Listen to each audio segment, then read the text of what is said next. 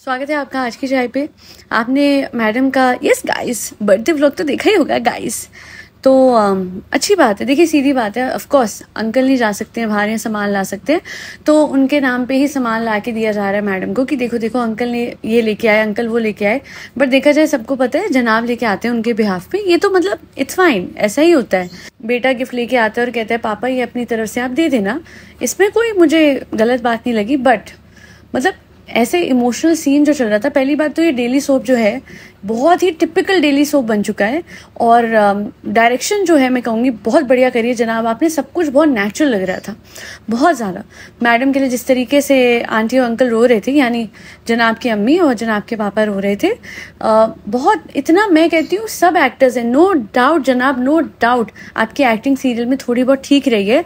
क्योंकि ऑफकोर्स जब परिवार में सब लोग, आपके बड़े बूढ़े भी अच्छे एक्टर्स होंगे, तो आपने तो अच्छी एक्टिंग करनी थी। अब लोग बोलेंगे क्यों चाय, क्यों, क्या वो रो नहीं सकते, क्या वो अपनी बहू के लिए, मतलब लोग इन द सेंस मैडम और जनाब के जो प्यारू फैंस हैं, मैं उनकी बात कर रही हूँ, वो जरूर कहेंगे कि रोना तो आ सकता है ना, मैडम ने इतना कुछ करा है। ऑफकोर्स हाँ देखिए मैं आपको बताती हूँ, जैसे बिग टॉस के लिए बाइट्स देते हैं ना, बाइट्स इन द सेंस छोटे छोटे शॉर्ट्स देते हैं परिवार वाले कि हम बहुत सपोर्ट करते हैं अपने कंटेस्टेंट को। उस टाइम पे जनाब की अम्मी ने भी दी थी फॉर हर बहू जो कि मैडम है। तो बिल्कुल ऐसा लग रहा था, अभी भी एक ऐसा ही कुछ सीन चल रहा है, जब एक बाइट दी जा रही है उसके बाद कट बोला जाएगा, आंसू पोछे जाएंगे और सब अपने अपने घर को हो लेंगे। अब आप बोलेंगे क्यों, ये जेन्युइन क्यों नहीं हो सकते, इमोशंस जेन्युइन क्यों नहीं हो सकते, है ना। हाँ अंकल जी रोए, हाँ आंटी जी रोई, और अंकल जी बहुत ऑफन नहीं रोते हैं। बट मुझे समझ नहीं आता कि सिर्फ और सिर्फ ये स्पेसिफिक मोमेंट पे रोया क्यों गया इन दोनों ही, मतलब जो बड़े बूढ़े हैं, of course I respect them, but आप एक लॉजिकली एक बात सोचिएगा, है ना। आज आपको बर्थडे पे बैठ के रोना आता है जब बहू एकदम सही, एकदम ठीक ठाक खड़ी हुई है, बिल्कुल रिकवर कर चुकी है अपने ऑपरेशन से, है ना। दोनों को रोना आया कि भैया हमारी बहू, आंटी तो बहुत बढ़िया आंसू पोंछ रही थी, लव्ड इट।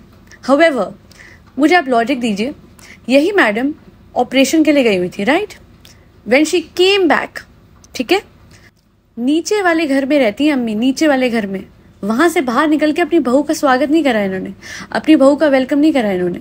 अगर इतनी ही इमोशनल अटैचमेंट है, अगर आंसू इतनी आसानी से बहू के लिए बह जाते हैं, अगर बहू से इतना ज्यादा लगाव है, तो फिर एक बार सोच के देखिए ना, उसी बहू के वापस आने पे ये कहीं भी नहीं थी, पूरा परिवार कहीं नहीं था।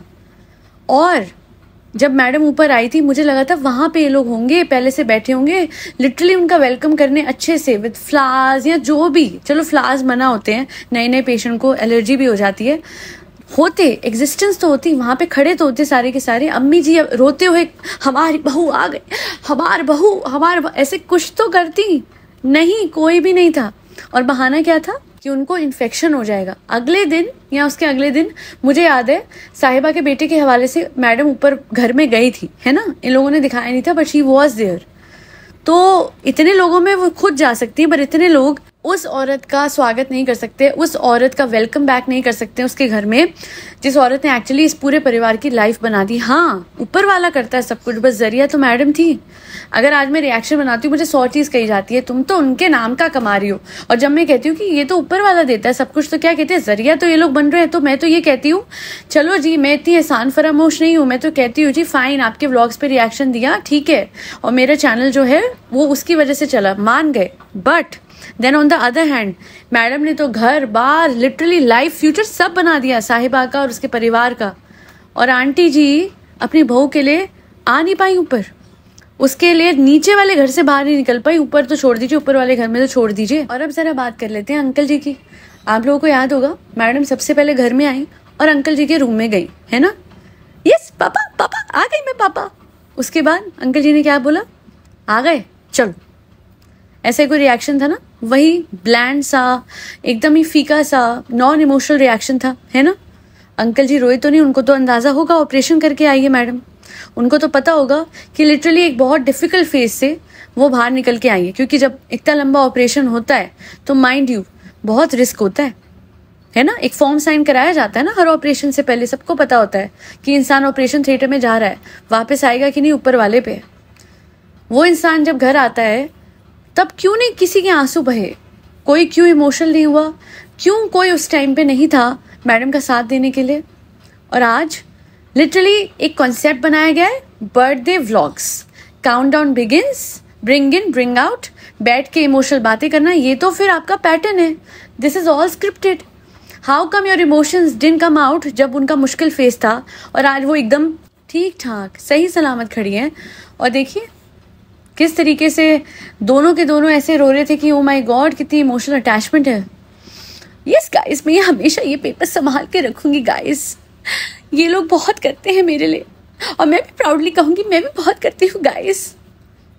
पता है क्या, मैडम को पता है, सारा सच पता है, बट द फैक्ट इज कि वो जनाब को इतना प्यार करती हैं, वो इतनी अटैच है जनाब से, सब सह जाती हैं। कोई और औरत होती वो डेफिनेटली कहती कि व्हाट इज दिस बिहेवियर। मैं ऑपरेशन के बाद I and where was your family, I wanted this emotional support at that point of time. और बाद पे ये नाटक, आई एम सॉरी बट फिर इंसान कहता ये सब मैटर ही नहीं करता।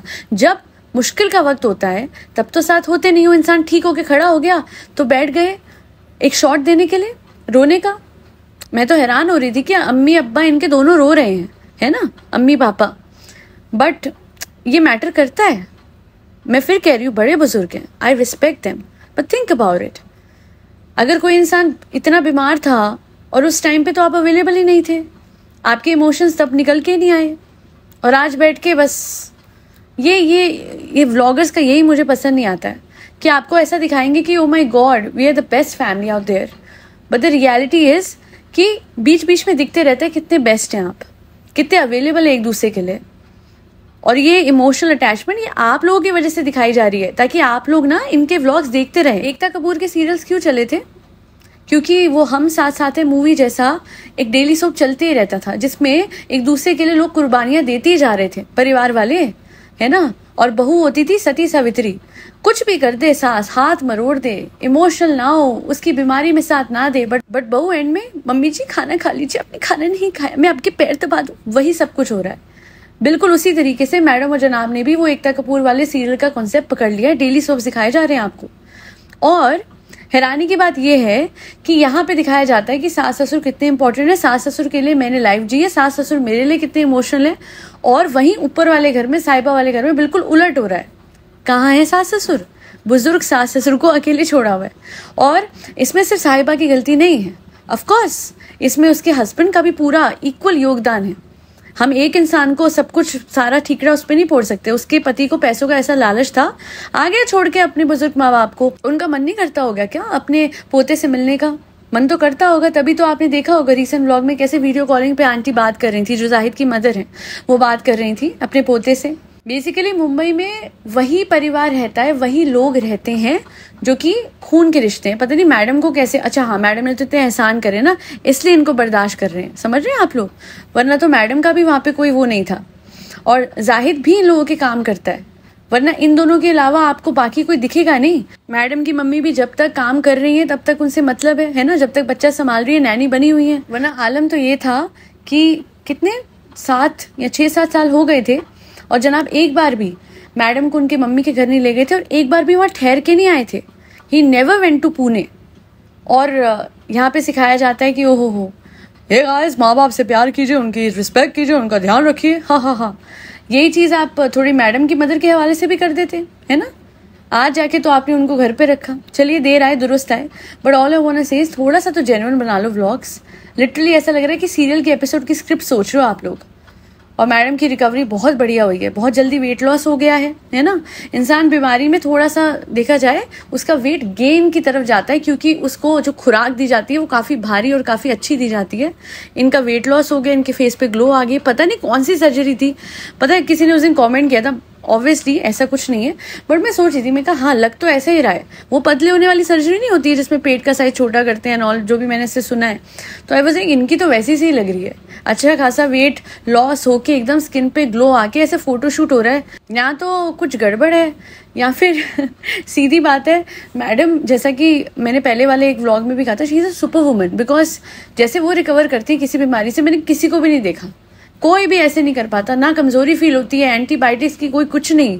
मतलब एंटीबायोटिक्स नॉर्मल इंसान को हजम नहीं होती, ये टारगेटेड थेरेपी पे थी, जो भी मेडिकेशन पे थी, एंड इनकी तो रिकवरी सुपर डबल हुई है। एक इंसान बुखार से 1 हफ्ते में उठता है, इनका लप्पू 1 महीने में बुखार और जुकाम से उठता है, ये सी जैसी बीमारी से विद इन फ्यू वीक्स में उठ के बैठ के खड़े होके टारगेटेड मेडिसिन लेके एकदम सेट है, फोटोशूट भी करवा लिया। वाह मैडम, मुझे बताना आप प्लीज, मुझे क्या पूरी दुनिया को बताइएगा थ्रू योर व्लॉग्स, आप क्या मैजिकल चीज लेती हैं, कौन सी चीज है जो आप छुपा रही हैं? ये वही है क्या, वो जो प्रोटीन आप बेचती हैं अपने कोलैबोरेशन में, उसी का कमाल है क्या? अच्छा, वो तो ये लोग खुद लेते भी नहीं, वो तो सब झूठ है। खैर, आज के लिए इतना ही। Thank you so much for listening to my podcast. और एक ना मुझे वीडियो लाना है अपने AKC मिरेकल्स पे for a lot of people to maintain a positive mind set, because it's very difficult at time, जब आपके आसपास सब कुछ गलत हो रहा होता है, उस टाइम पे पॉजिटिव सोचना, अपने आप को खुश रखना, खुश रहना without expecting anything from anyone, it's a bit difficult. तो वो कैसे करना है, मैं उस पर पॉडकास्ट लाऊंगी। ऑफकोर्स कुछ भी आसान नहीं होता, बट एक बार आप कोशिश करते रहे तो एक टाइम के बाद आदत अगर आप बना लेंगे ना, to think positive and for your own good and for your higher good, तो आपको समझ में आएगा कि आपसे ज़्यादा इंपॉर्टेंट आपकी लाइफ में कोई नहीं है। And this is not self obsession, it's about understanding the fact कि आप अपने लिए इम्पॉर्टेंट हैं एंड आपकी खुशी किसी पे डिपेंडेंट नहीं है। आप खुद भी खुश रह सकते हैं, क्योंकि जब आप अपनी खुशियों की चाबी किसी के हाथ में देते हैं ना, तो तभी सबसे ज़्यादा आपको लाइफ में एंग्जाइटी और मुश्किलें और ये सब फेस करनी पड़ती है, और आप बहुत ज़्यादा दुखी भी रह सकते हैं अगर सामने वाला वैसे नहीं कर रहा जैसे आप चाहते हैं। वही उसी चीज़ पे मैं एक डिटेल पॉडकास्ट लेके आऊँगी कि किस तरीके से आप बोथ लॉ ऑफ असम्पशन से और सेल्फ कॉन्सेप्ट से चीज़ें बदल सकते हैं। एंड हाँ, लाइफ में डिफिकल्टीज आती है, बट कैसे आप उनको हैंडल करते हैं, किस माइंडसेट से करते हैं, वो डिपेंड करता है।